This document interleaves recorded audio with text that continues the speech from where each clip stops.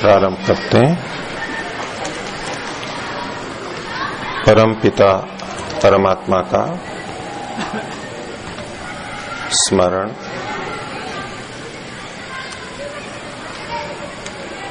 सर्वरक्षक परमात्मा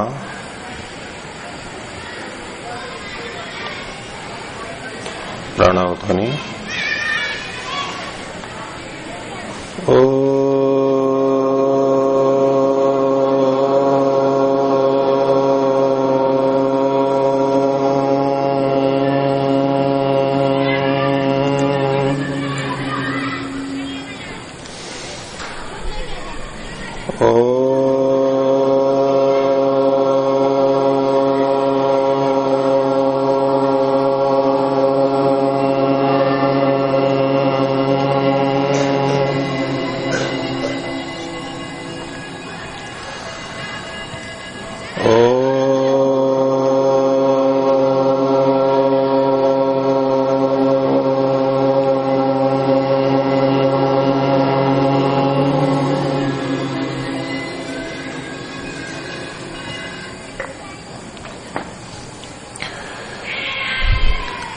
क्रियात्मक योगाभ्यास में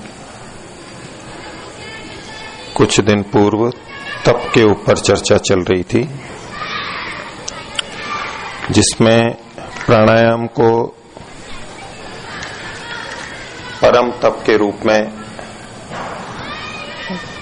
योग दर्शन व्यास भाष्य के अनुसार रखा था और मनुस्मृति का एक श्लोक भी बताया था। उसमें यह आया था कि ब्राह्मण यदि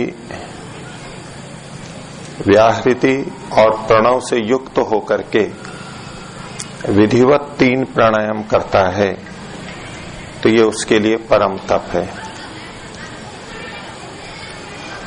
उस संदर्भ में मैंने एक वाक्य बोला था जिस पे ये प्रश्न है कि परमात्मा के स्वरूप की भावना एक ब्राह्मण बहुत अच्छी तरह कर सकता है, कृपया स्पष्ट कीजिए।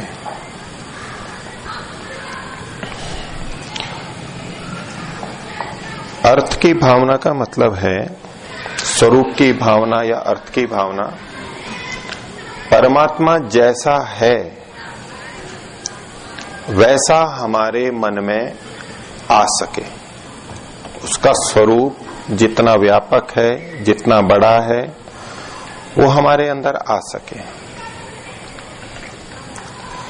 ब्राह्मण चूंकि विद्या अध्ययन करता है, चिंतन मनन करता है, ज्ञान उसका क्षेत्र होता है, इसलिए वो परमात्मा के बारे में अधिक जानता है, अन्यों की अपेक्षा अधिक जानता है। जो परमात्मा के बारे में जितना अधिक जानता है वो उतनी अच्छी, उतनी अधिक परमात्मा की भावना कर सकता है। इसे हम यूं समझें कि एक छोटा सा उदाहरण लें, परमात्मा बड़ा है, परमात्मा सबसे बड़ा है। एक छोटा सा वाक्य है। अभी बिल्कुल किशोरों से, छोटे बच्चों से पूछें कि परमात्मा बड़ा है, कितना बड़ा है, क्या जवाब देगा बच्चा? बच्चे को कभी कहो कि आपके पिताजी कितने बड़े हैं, भाई कितना बड़ा है बहुत। कितना बड़ा है? बहुत बड़ा है। और पूछो कितना बड़ा है तो अपने हाथ को ऊंचा करो, इतना बड़ा है। अब उसकी सीमा कहां तक जा रही है? और करेगा तो और एडियों को उठा लेगा और कहेगा इतना बड़ा है। बस उसकी सीमा है सोचने की, वो इतना बड़ा कहेगा। अन्य व्यक्ति मान लो जो बड़े हो गए हैं, क्योंकि परमात्मा कितना बड़ा है तो कहेंगे पूरा संसार उसमें समाया हुआ है, पूरा संसार। अब बात तो ठीक बोल रहा है वो, लेकिन उसके मन में संसार कितना बड़ा है, संसार को वो कितना बड़ा देख रहा है ये भिन्न भिन्न हो सकता है। या पृथ्वी कितनी बड़ी है, बहुत बड़ी है, बहुत बड़ी है, लेकिन कितनी बड़ी है उसको कोई मापन नहीं है सामान्य व्यक्ति को। लेकिन एक वैज्ञानिक है, विज्ञान को पढ़ा हुआ है, उसको पता है कि ये कितनी बड़ी है, कितना किलोमीटर इसका व्यास है या क्षेत्रफल है, कितनी गति से चल रही है, ये उसको ज्ञान रहता है। और हम कहें कि कोई कहे भी इतना बड़े तारे हैं और हैं, इन सबसे भी परे है वो। ये तारे कितनी दूर हैं, बहुत दूर हैं भी। बहुत दूर का मतलब उसके मन में क्या बैठ रहा है व्यक्ति के। और जिसने आधुनिक विज्ञान पढ़ा है, वैज्ञानिक जितनी दूरियां बताते हैं इनकी, इतने प्रकाश वर्ष, लाखों करोड़ों अरबों प्रकाश वर्ष दूर। और प्रकाश की गति 1 सेकंड में 3 लाख किलोमीटर 1 सेकंड में। हमारी कल्पना भी नहीं होती कि 3 लाख होता कितना है, कितनी तेजी से जाएगा वो। और उतनी दूरी प्रकाश 1 वर्ष में दूरी पूरी करता है, 10 वर्ष में, लाखों वर्षों में, तो वो दूरी कितनी होगी हमारी गणना में नहीं आ सकता।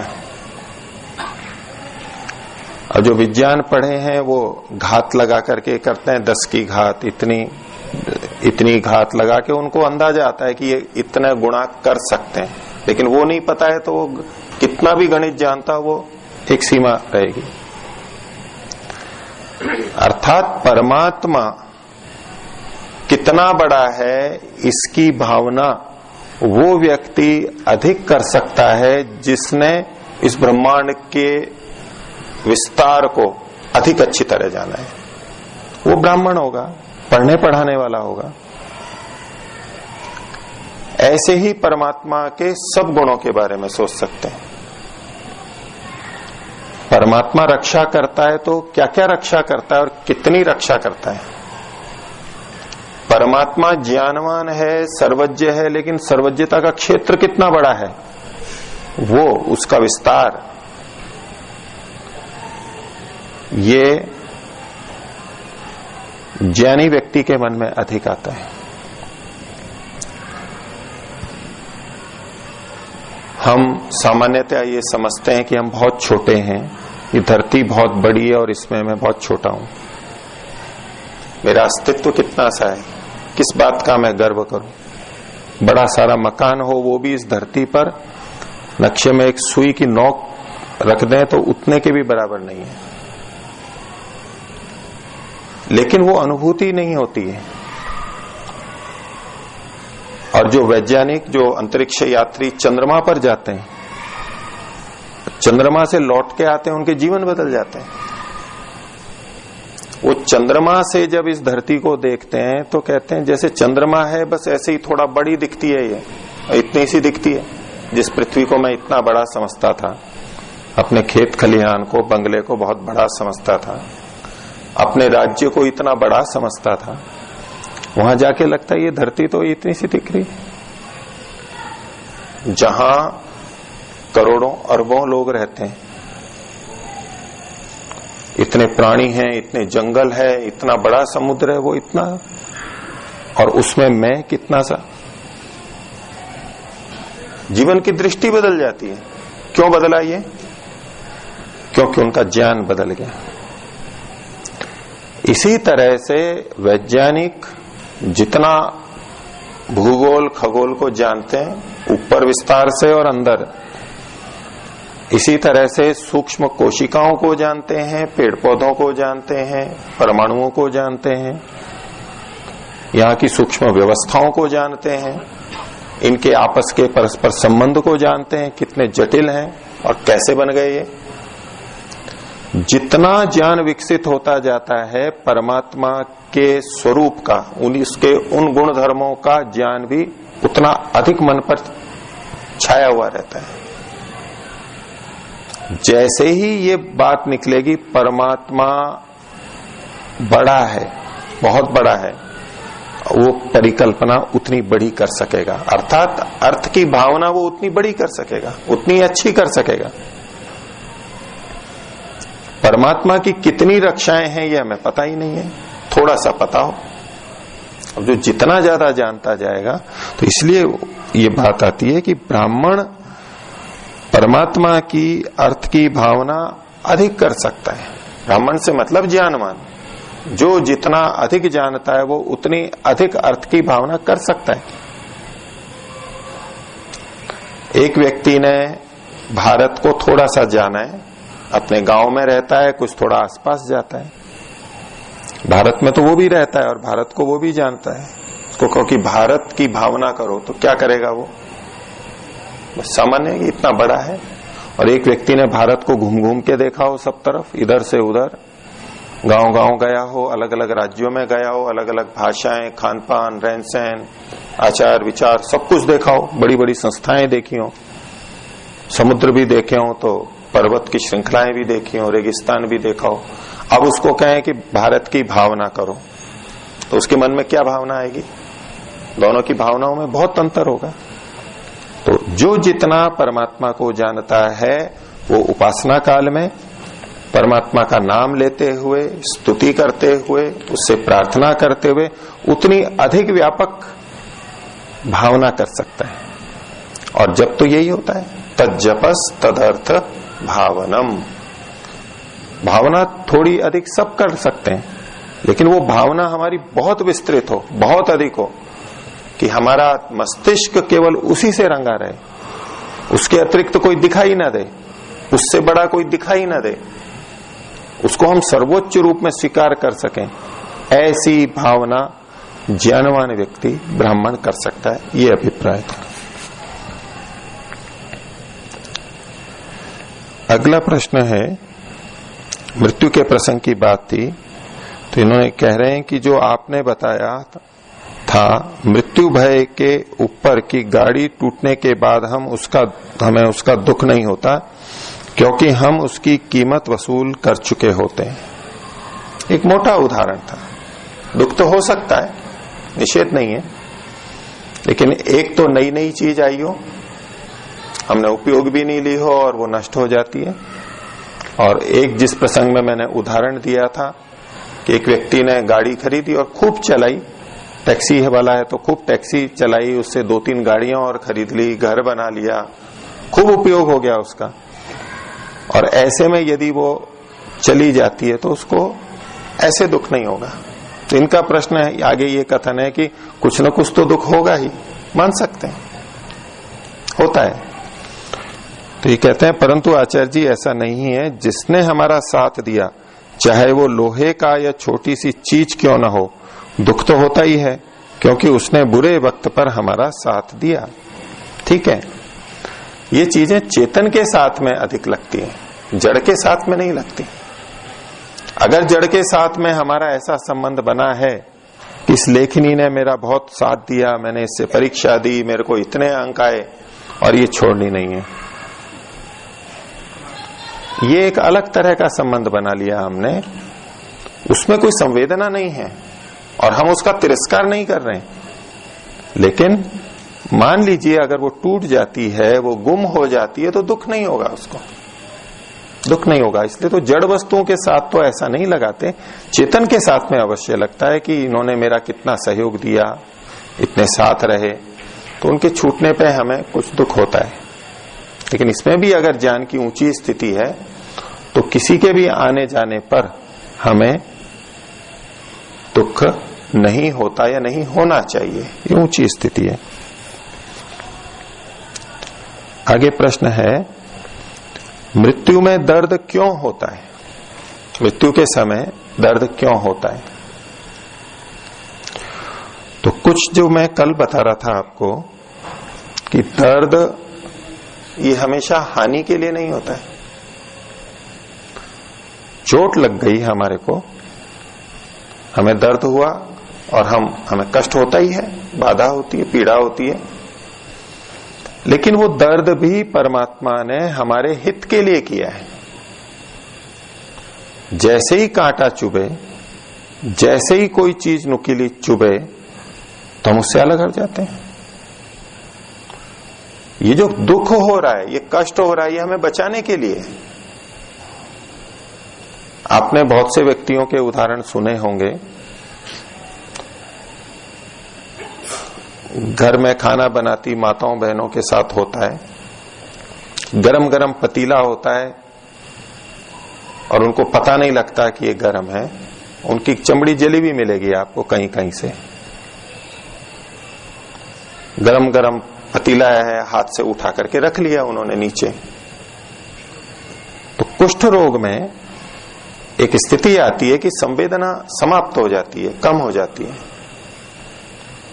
तो गरम गरम चीज लगती है तो भी उनको पता नहीं लगता कि ये गरम है। जैसे हम गरम को छूते हैं तो एकदम से हमारा हाथ अलग होगा।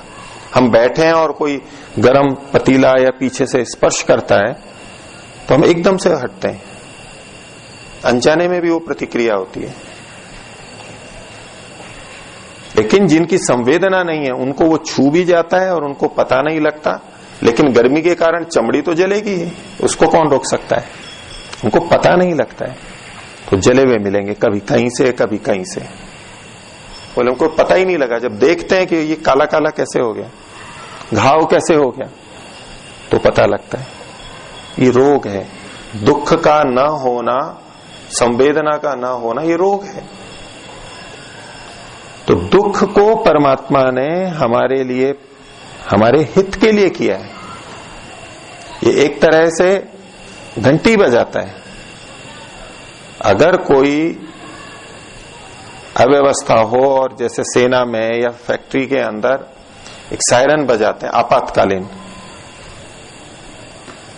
या चौकीदार यहां पर कुछ सीटी बजाता है, या कुत्ता एकदम भौंकने लगता है कि कोई आ गया है। अब ये कुत्ता भौंक रहा है तो किसी की नींद तो टूट रही है या कुछ समस्या हो रही है, लेकिन वो हमारे हित के लिए, हमें पता लग जाता है कि कोई अजनबी आया है। शोर होता है तो हमें पता लगता है। तो ऐसे ही हमारे शरीर में जब दर्द होता है वो ये बताने के लिए होता है कि आप ध्यान दीजिए, यहां पर सिर में दर्द हो रहा है तो ये बताने के लिए कि यहां कुछ गड़बड़ हो रही है, आप ध्यान दो इस पे। नींद कम हो रही है, आप तनाव अधिक ले रहे हैं, और कोई कारण है, जांच कीजिए। रोग बढ़ता जाए और हमें पता ना लगे तो बस उससे हम मृत्यु को प्राप्त हो जाएंगे, हमें पता भी नहीं लगेगा। ऐसे भी रोग होते हैं। शरीर दुख रहा है तो ठीक है, आपको विश्राम करना है, ये हमें पता लग जाता है। तो ये चीजें हमारे हित के लिए बनाई गई हैं। इसी तरह से इनका प्रश्न ये था कि मृत्यु के समय दर्द क्यों होता है। तो मृत्यु एक हमारे इस जीवन को समाप्त करने वाली होती है। तो ऐसी स्थिति पैदा हो रही है तो हमारा ध्यान इस पे जाए, जो करना हो वो हम कर लें, जो कर सकते हो वो कर लें। इसलिए ये इतना दर्द होता है, इतनी बेचैनी होती है। एक सीमा तक होता है वो, और उसके बाद यदि दर्द अधिक हो तो फिर हम मूर्छित हो जाते हैं, बेहोश हो जाते हैं। दुर्घटनाओं में ऐसा बहुत होता है, हाथ पैर कट गए तो बस वो बेहोशी हो जाता है फिर। लेकिन सामान्यतः जो दर्द होता है मृत्यु का, जैसा कि प्राणायाम में जो घबराहट होती है, वो इस बात का संकेत है कि हमें जागरूक होना है, सांस की आवश्यकता पड़ रही है। अभी फांसी पे लटकाने पे जो तड़पता है व्यक्ति, दुखी होता है, वो ये कि ध्यान दे उस पे, और वो मजबूर होता है, वो श्वास नहीं ले सकता और मर जाता है। तो ये जो दुख है ये हमें सावधान करने के लिए है कि हम ध्यान दें और बचा सकते हो तो बचा लें, जो करना है वो कर लें। पानी में गिर जाने के बाद में कोई भी जो तैरना नहीं भी जानता वो कितने हाथ पैर मारता है, भले ही डूब जाए, पानी में अंदर जाए, लेकिन कोशिश उसकी देखिए, उस ऐसे व्यक्ति की, वो कितना हाथ पैर मारता है। कोई ऐसा पीछे पड़ जाए जो कुत्ता है या शेर है या सांप है तो व्यक्ति कितनी तेजी से भागता है।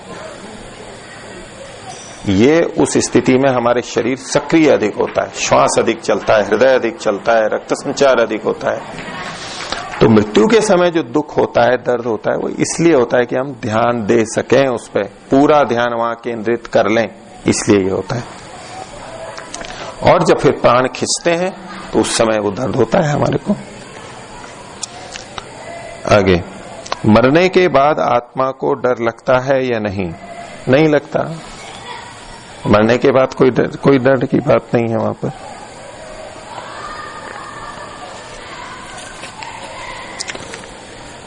अगला प्रश्न लेता हूं, कल के बारे में है। कल एक बात कही थी कि पाप और पुण्य की तुल्यता होने पर मनुष्य का जन्म मिलता है। कल की बात है, परसों की बात है। 50-50% हमारे पाप और पुण्य होते हैं तो मनुष्य का जन्म मिलता है, या तो पुण्य अधिक हो तो मिलता है। उस पर प्रश्न है, यदि मनुष्य का पुण्य कर्माशय 50-50% रहता है तो भी मनुष्य जन्म मिल जाता है, तो कई मनुष्य ऐसे भी देखे जाते हैं वो जीवन भर पाप करते हैं, तो उन लोगों का क्या 50-50% पुण्य कर्म नहीं होता? नहीं होता। वो अगर पाप अधिक कर रहे हैं तो नहीं होगा। लेकिन कोई भी मनुष्य ऐसा नहीं होता जो केवल पाप करे, पुण्य भी करता है। वो कुछ न कुछ तो अवश्य रहते हैं। और कोई भी मनुष्य ऐसा नहीं होता सामान्यतया जिसके सारे पुण्य हो। साधकों की, योगियों की बात छोड़ दीजिए, बहुत कम व्यक्ति होते हैं, नहीं तो कुछ न कुछ दोष हमारे से होते रहते हैं। धर्मात्माओं से भी कुछ कुछ दोष पाप होते रहते हैं। तो इनका प्रश्न है, उन लोगों का क्या 50-50% पुण्य कर्म नहीं होता? यदि नहीं होता तो उसका मनुष्य जन्म ही न मिलता। तो इसको दो तरह से देखिए, आप आगे वाले की बात कर रहे हैं या पीछे वाले की बात कर रहे हैं। ये जो जन्म मिला है वो पिछले 50-50%, कम से कम 50-50% पुण्य पाप होने चाहिए, अथवा पुण्य अधिक होना चाहिए। इससे मनुष्य जन्म मिला है। जो भी मनुष्य जन्म में आया है उसके पुण्य कम से कम 50% तो हैं, अधिक भी हो सकते हैं। लेकिन जन्म लेने के बाद में वो पुण्य अधिक कर रहा है या पाप अधिक कर रहा है, ये एक अलग बात है। पीछे 50-50% के कारण से मनुष्य जन्म मिला तो भी अब मनुष्य जन्म में, जीवन में, वो पाप भी अधिक कर सकता है और पुण्य भी अधिक कर सकता है। दोनों बातें हैं। यदि उन्होंने 50% कर्म किया है तो इस जन्म में भी उनके संस्कार, कर्म आदि 50% अच्छे होने चाहिए। ये नियम नहीं है। इनका कहना है कि पिछले जन्म के यदि 50-50 पाप पुण्य हैं तो इस जन्म में भी 50-50 तो कम से कम पाप पुण्य होने ही चाहिए। ये नियम नहीं है। क्यों नहीं है ये? कि कर्माशय यानी पाप और पुण्य भाग्य तो 50-50% हो जाता है उस व्यक्ति का जिसने पिछले किसी मनुष्य जन्म में पाप अधिक किए थे, पुण्य कम किए थे। उन पाप कर्मों का फल वो अन्य शरीरों में भोगते भोगते जब पाप कम होते जाते हैं तो बराबर होने पर फिर मनुष्य जन्म को प्राप्त हुआ है। तो पाप और पुण्य तो बराबर हो गए, लेकिन संस्कार तो उसके पाप के ही अधिक हैं। अन्य शरीरों में जब कर्म फल भोगता है आत्मा तो कर्माशय तो घट जाता है, लेकिन संस्कार नहीं समाप्त होते। संस्कार तो मनुष्य जन्म में ही क्षीण हो सकते हैं, साधना से, प्रयत्न से, ज्ञान से। तो किसी के 90% पाप थे, 10% पुण्य थे। अब वो अन्य शरीरों में भोगते भोगते जो 80 अधिक थे, वो भोगते भोगते जब 10-10 पाप और पुण्य रह गए, यानी 50-50%, तो मनुष्य जन्म को प्राप्त होगा। लेकिन वो जो उसने पिछले मनुष्य जन्म में पाप कर्म अधिक किए थे, उसके जो संस्कार थे, वो संस्कार तो अभी भी आएंगे, वो नहीं जाते। वो प्रवृत्तियां उसकी रह सकती हैं वैसी की वैसी। तो मनुष्य जन्म को पाकर के भी 50% पुण्य के साथ मनुष्य जन्म पाकर के भी बहुत अधिक पाप प्रवृत्ति मनुष्य की रह सकती है। और ये प्रवृत्ति केवल पिछले संस्कारों के कारण ही नहीं रहती, वर्तमान में भी तो हम और बुरे बन सकते हैं। अच्छी अच्छे भी बन सकते हैं तो बुरे भी बन सकते हैं, क्योंकि कर्म करने की स्वतंत्रता फिर हमारे पास में है। पिछले अच्छे संस्कार होते हुए भी कोई बुरे कर्म कर सकता है, ये अनिवार्य नहीं है। आवश्यक नहीं है कि संस्कार अच्छे हैं, बचपन के संस्कार अच्छे हैं तो भी व्यक्ति बिगड़ जाता है, और बचपन के संस्कार बुरे हैं तो भी वो अच्छा बन जाता है। बन सकता है, ये संस्कारों का अपना बल है, लेकिन हमारे पुरुषार्थ का भी अपना बल है, हम बदल सकते हैं उसको। तो इसलिए 50-50% पुण्य के कारण से मनुष्य जन्म मिला है तो भी वो पाप अधिक कर सकता है।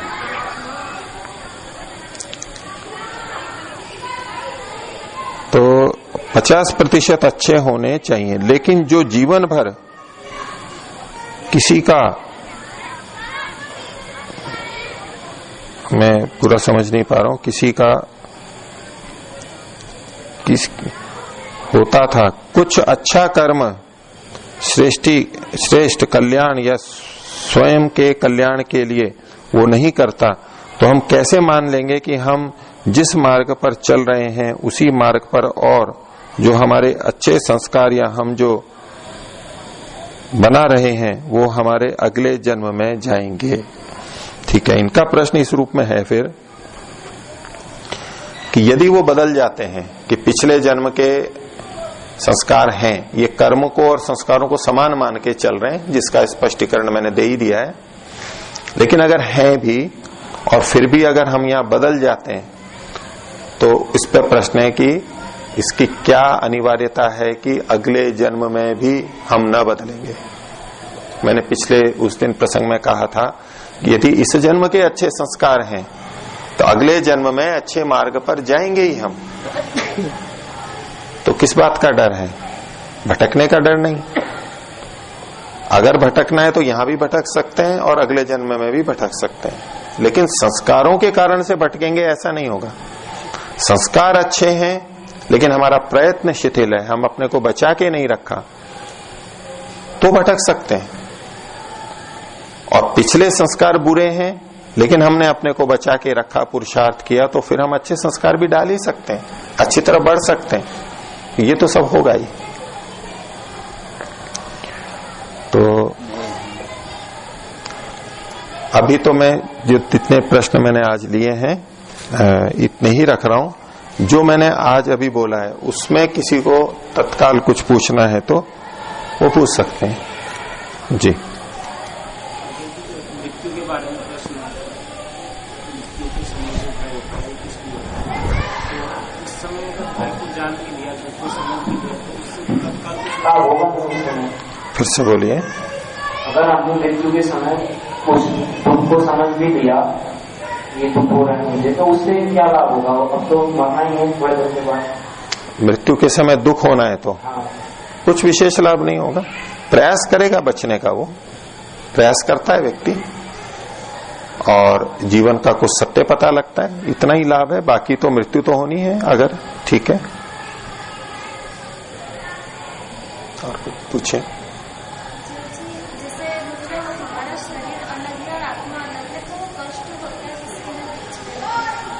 जी, इनका प्रश्न है कि आत्मा अलग है, शरीर अलग है, तो कष्ट किसको होता है? बीच में कष्ट किसको होता है? तो इनके मन में ये भाव बना हुआ है कि शरीर को तो कष्ट होता नहीं है और आत्मा को भी नहीं होता है, तो बीच में कौन है जिसको कष्ट होता है? तभी तो आपने बीच का कहा। तो शरीर तो जड़ है, उसको कष्ट नहीं होता है।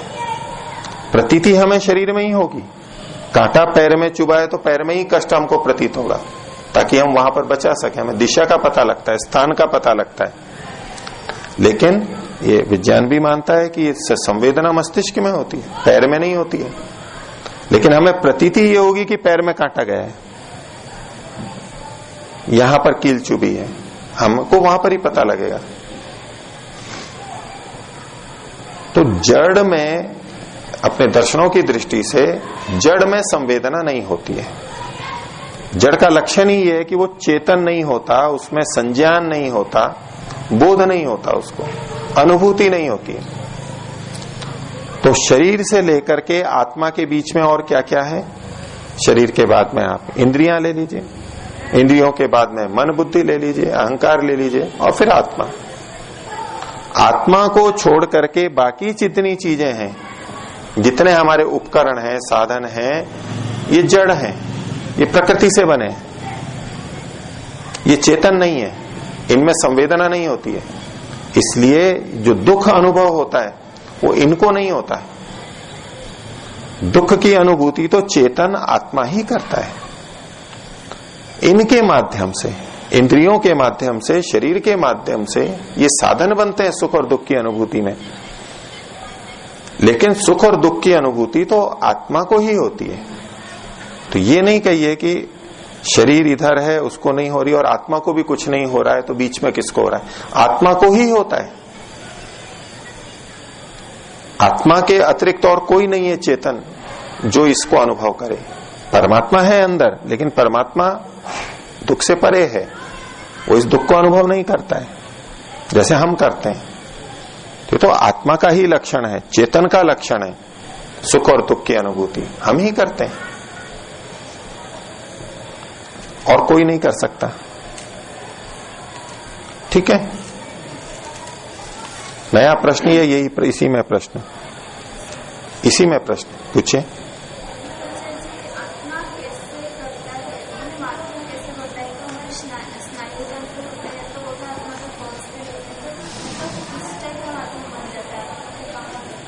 आत्मा स्नायु तंत्र, मस्तिष्क तक, बुद्धि तक, मन तक, जो भी आप कह रहे हैं उसको वहां तक पहुंचते हैं। और आत्मा जो भी देखता है वो बुद्धि में देखता है। चित्त कह लीजिए आप, मन कह लीजिए, ये जो पुरुष है ये बुद्धि को जानने वाला है। जैसे कि हम दूरदर्शन देखते हैं तो सब तार वार जो भी कुछ आना है वो वहां यंत्र तक आए हुए हैं और फिर हम उसको जानते हैं, केवल अलग बैठे हैं, लेकिन जानने वाले हम हैं। ऐसे ही तो बुद्धि तत्व में आरूढ़ जितने धर्म हैं बस उसी को हम जानते हैं। वो हमारा दृश्य है, हम दृष्टा है, आत्मा दृष्टा है, देखने वाला है, भोगता है, करता है, और जो जाना जाता है वो बुद्धि आदि जो सूक्ष्म शरीर है वो आत्मा के साथ रहता है, ऐसी समझ है। तो बुद्धि में जो संवेदना आई है, जो सूचनाएं आई हैं, और उसको हम अनुकूल और प्रतिकूलता से अनुभव करते हैं। ये जितना भोग है सुख और दुख का वो आत्मा पे जाके समाप्त होता है। सांख्य दर्शन का एक सूत्र भी है, चिदवसानो भोगः। तो भोग की समाप्ति कहां होती है? चित्त पे, चेतन पे होती है, वहां तक पहुंचता है। हम ही करने वाले हैं, इसलिए अच्छे और बुरे का दायित्व भी हमारा है, और इसलिए उन कर्मों का फल भी हम ही भोगते हैं। करे कोई भोगे कोई, ये उचित नहीं है। और जड़ कभी भोगता नहीं है, जड़ में परिवर्तन होता है, आत्मा में वैसे परिवर्तन नहीं होगा जैसे कि जड़ वस्तु में परिवर्तन होता है। आत्मा भोगता नहीं है, ये क्यों लोग अधिक मानने लग जाते हैं कि यदि आत्मा को भोगता मान लेंगे तो आत्मा विकारी हो जाएगा। आत्मा तो अविकारी है। अब वो कभी सुखी हो रहा है, कभी दुखी हो रहा है, तो ये तो परिणमनशील हो गया, परिणमनशील है तो अनित्य हो जाएगा। उनको ये आशंका लगती है, इसलिए सोचते हैं कि नहीं, आत्मा को तो सुख दुख नहीं मान सकते क्योंकि वो तो नित्य कह रखा है शास्त्र में। तो फिर कौन है? तो फिर वो मन और बुद्धि को मानते हैं। वो तो परिणामी है, वहां तो सुख दुख मान भी लेंगे तो कोई बात नहीं है। परिवर्तन इन्हीं में होता है, बुद्धि आदि में। और आत्मा के ये अपने धर्म है। आत्मा स्वयं सुख दुख का अनुभव करने की सामर्थ्य रखता है, और जिस वस्तु के जो अपने धर्म होते हैं उसमें अगर कोई उद्भूत अनुद्भूत होता है तो इसको उसका परिणाम नहीं कहा जाता। और इसमें एक सिद्धांत ये भी है कि जो परिणमनशील है वो अनित्य ही होगा, ये कोई नियम नहीं है। संसार की स्थूल वस्तुओं के लिए लगता है कि परिणमनशील है, बदलती हैं, फल आदि हैं वो रखे रखे कच्चे से पक जाते हैं, पके से सड़ जाते हैं, तो नष्ट होते हैं। तो योग दर्शन में चौथे पाद के अंत में नित्यता को दो प्रकार से बताया, एक परिणामी नित्यता और एक कूटस्थ नित्यता। और जो मूल प्रकृति है सत्वर स्तंभ, वो भी परिणमनशील है लेकिन फिर भी नित्य है। इसलिए ये निरपवाद नहीं है। कार्य जगत में सब जगह लगेगा कि ये परिणमनशील है, बदलते हैं, ये अनित्य हैं, लेकिन जो मूल नित्य तत्व है प्रकृति, वो बदलती है लेकिन फिर भी नित्य है। और व्यास भाष्य में उसको क्या कहा, उसकी परिणामी नित्यता है, परिणमनशील होते हुए भी नित्य है। ऐसे ही आत्मा द्रव्य की दृष्टि से तो परिणमनशील नहीं है, बदलाव नहीं आता है, उसमें अवयव नहीं होते हैं, वो बिखरता नहीं है, टूटता नहीं है, लेकिन जो अपने स्वरूप में है और उसके जो इच्छा, द्वेष, प्रयत्न, सुख दुख, ज्ञान, ये धर्म है उसके, ये तो उभरते और घटते रहते हैं। इससे उसकी नित्यता पे कोई हानि नहीं आती, आंच नहीं आती है। तो अनुभूति सुख दुख की तो चेतन ही करेगा और कोई नहीं कर सकता, जड़ कर ही नहीं सकता। जड़ का धर्म ही नहीं है वो।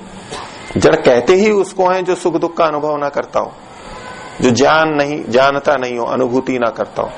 इसलिए ये जितना ज्ञान होता है, ये जितना सुख दुख होता है, वो हमारे को ही होता है, आत्मा को ही होता है। तो अब विषय को इतना ही रखते हैं, बाकी प्रश्न आपके आगे